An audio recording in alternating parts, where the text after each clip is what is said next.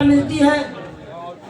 आप लोगों ने जिस प्रकार से जो सम्मान किया हम जैसे लोगों का, हम लोगों का हृदय से आप सभी को धन्यवाद देते हैं। जो हमारी आदिशक्ति बहनें बैठी हैं, इनका भी चरण वंदन करते हुए आशीर्वाद की कामना करता हूँ कि मैंने कहा कि कम से कम हम लोगों की बातों को सुनने के बाद ही आप अपने गंतव्य को प्रस्थान कीजिएगा।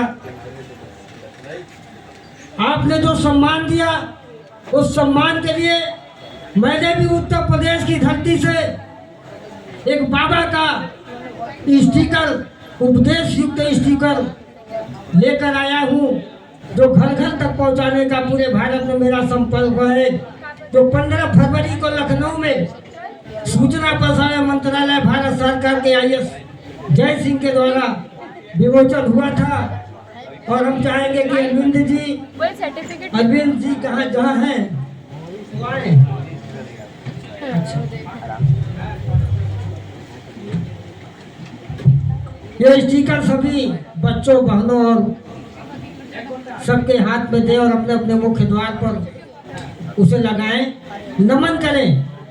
क्योंकि जिस तरह आज हम बाबा संत गाडगे हम लोगों ने कहते चले आए हैं कि हर जगह हम जो नमस्कार करते हैं, हम संत गाडगे, जय संत गाडगे की भावना से उद्घोष करें।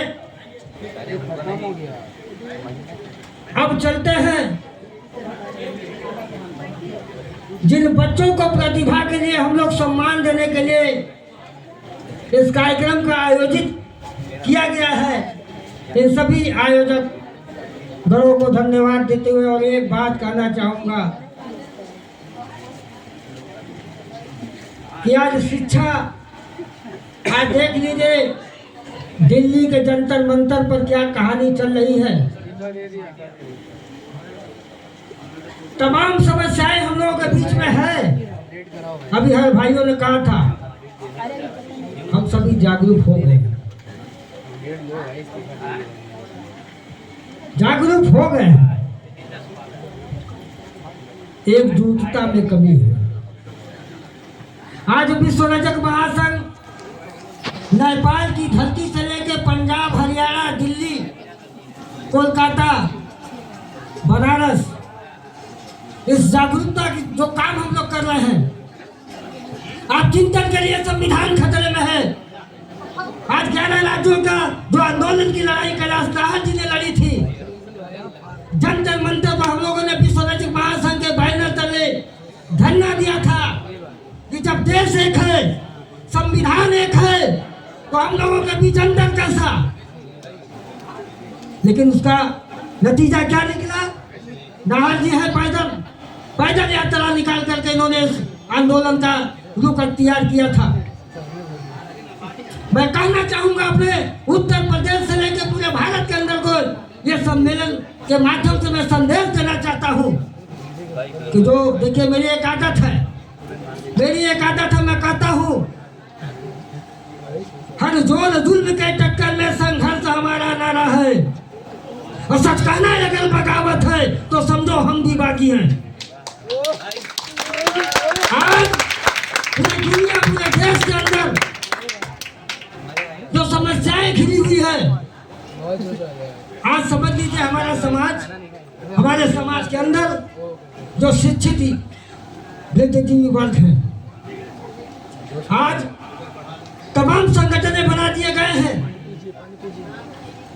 मैंने दिल्ली के अंदर भी यही कहा था कि अगर अपने समाज का अस्तित्व और अपनी ताकत बनानी हो तो एक मंच बनाओ। हम लोग कार्यकर्ता बन करके काम करने के लिए तैयार है, और जब तक हमारे समाज का एक मंच नहीं होगा, एक नेता नहीं होगा, हमारे समाज का कतई उत्थान नहीं हो पाएगा।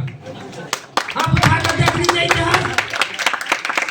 राष्ट्रीय रजक महासंघ, कनौजिया युवा शक्ति फेडरेशन, जनशक्ति मोर्चा, राष्ट्रीय रजक महासंघ, तमाम ऐसे संगठन बनाए गए हैं जिसका कमी है। आज देखिए, आप देख लीजिए, इतिहास देख लीजिए, राजनीतिक इतिहास देख लीजिए, किसी भी पार्टियों में हमारे समाज के लोगों का सम्मान नहीं है। वो कारण इसका मात्र है हमारी एकजुटता नहीं है, हमारी एकता नहीं है। आज हमारे इस मंच पर 2 राष्ट्रीय अध्यक्ष बैठे हैं, हम हृदय से धन्यवाद देना चाहते हैं, लेकिन आह्वान भी करना चाहते हैं, एक मंच बनाइए, एक पहचान बनाइए, एक निशान बनाइए, ताकि हम भी कह सके कि हम धोबी समाज से हैं और मेरा चुनाव चिन्ह ये है। आज आप देख लीजिए, इस मंच के माध्यम से मैं कहना चाहता हूँ, माननीय ओम प्रकाश राजभर उत्तर प्रदेश के मंत्री, कैबिनेट के मंत्री हैं, यहाँ पे सभी शिक्षा से जुड़े हुए शिक्षित वर्ग लोग बैठे हैं। मेरा तो जीवन ही इतना संघर्ष का कि मैंने शिक्षा बहुत कम ग्रहण किया, लेकिन आप लोगों के बीच में बैठ करके और इन जैसे लोगों के बीच में बैठ करके वो जानकारियां हासिल की है जो आपके बीच में बोलने की ताकत रख सकता हूँ। आज ओम प्रकाश राजभर को तमाम बातें बोलते रहते हैं वो, लेकिन तमाम पार्टियां को लोग उन्हें भुलाने का भी प्रयास करती है। क्यों? उनकी ताकत मजबूत है, उनके लोग मजबूत है, वो एकजुट समाज हो चुका है।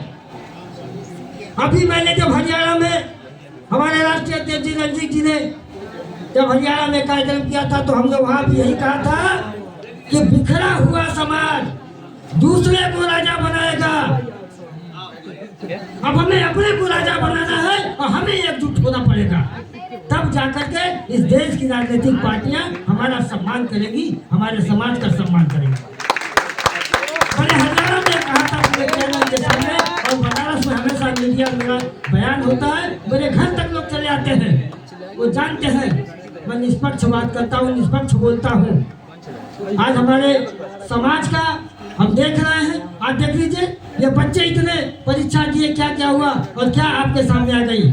लोकतंत्र खतरे में है, संविधान खतरे में है। संविधान को बचाने के लिए हम सभी को आगे आना होगा, और मैं बार बार यही कहता चला आ रहा हूँ कि बस ये कह देने से कि हम लोग एकजुट हो गए, हमारी एकता मजबूत है, हमारी एकता मजबूत है, लेकिन अभी उसमें कुछ कमियां हैं। जिस दिन एकजुट होकर के एक आवाज हो जाएंगे, एक साथ हो जाएंगे, एक मंच हो जाएगा, उसके बाद आप यहाँ बिहार के सम्मानित लोग भी बैठे हैं हमारे, वहाँ देख लीजिए, कृष्ण कुमार जी हैं, कमलेश जी हैं, मेरा सबसे सामना है, मेरा सबसे विचार है, बातचीत है।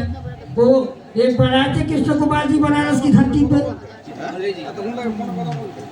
कनौजिया केवल सब में कार्यक्रम था, सम्मान हुआ। लेकिन अभी देखें तो इसीलिए कुछ है, कहीं भी हम बोलता हूँ किसी भी मंच पे, क्षमा चाहूँगा, दादा इशारा कर रहे हैं कि अब थोड़ा कम बोलिए, समय हो गया। तो वास्तव में समय तो बहुत हो चुका है, लेकिन अंत में फिर उन्हें वही बात कहना चाहूँगा कि हमारे समाज का अस्मिता अभी भी खतरे में है, और हमको उसे करने के लिए हम लोग विश्व रजक महासंघ के लोग सभी का आह्वान कर रहे हैं कि एक संयुक्त मोर्चा बनाकर एक संगठन, एक मंच बना लीजिए, अपने अपने बैनर सभी लगाइए, उसमें कोई दिक्कत नहीं है, लेकिन जब एक कहीं संगठन आवाज दे, सारे लोगों को एकत्रित होकर खड़ा हो जानी चाहिए। ऐसे चंद शब्दों के साथ अपनी बातों को समाप्त करता हूँ। अगर मेरी बात में कहीं किसी को किसी प्रकार की ठेस पहुंची हो तो अपना भाई, अपना बच्चा समझकर मुझे क्षमा कर दीजिएगा। धन्यवाद।